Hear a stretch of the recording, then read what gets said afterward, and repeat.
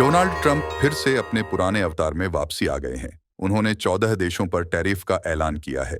इन 14 देशों में भारत का नाम नहीं है और भारत के कारोबारी बेसब्री से 9 जुलाई का इंतजार कर रहे हैं। या तो अमेरिका से डील होगी या फिर भारी टैरिफ का सामना करना होगा। ट्रंप की बातों से लग रहा है कि भारत के साथ डील हो जाएगी, लेकिन फिर भी ट्रंप को लेकर कुछ भी नहीं कहा जा सकता है।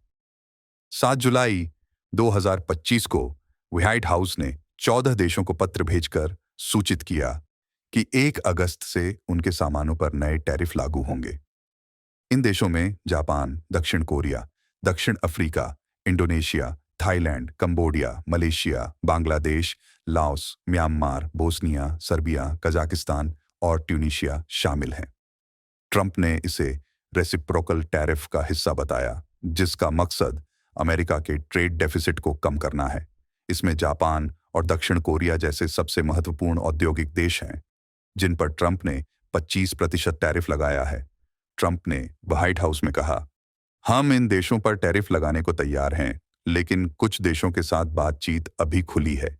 भारत के साथ हमारी चर्चा अच्छी चल रही है। ट्रंप ने यह भी जताया कि भारत, यूके, चीन और वियतनाम जैसे देशों के साथ पहले ही कुछ डील्स हो चुकी हैं या होने वाली हैं। लेकिन सवाल यह है कि भारत पर इसका क्या असर होगा। अप्रैल 2025 में ट्रंप ने भारत पर 26% का डिस्काउंटेड रेसिप्रोकल टैरिफ लगाया था, जिसे उन्होंने भारत द्वारा अमेरिकी सामानों पर लगाए गए 52% टैरिफ के जवाब में बताया।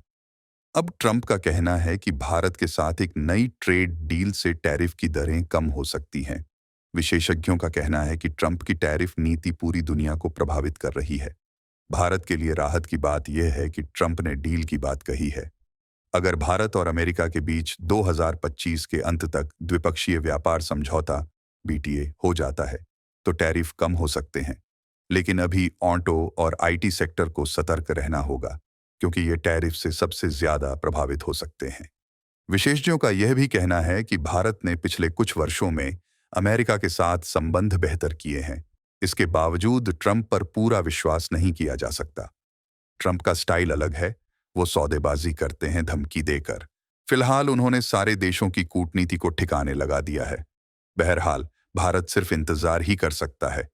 अमेरिका में 9 जुलाई की सुबह भारत के लिए क्या संदेश लाती है, देखना होगा। आप अपनी टिप्पणी से बता सकते हैं कि आप इस पर क्या सोचते हैं। वीडियो को शेयर और लाइक जरूर करें। सत्य हिंदी चैनल को जरूर सब्सक्राइब करें। इस पर विस्तृत रिपोर्ट और अन्य एनालिसिस वाली खबरें पढ़ने के लिए सत्यहिंदी.com पर जाएं।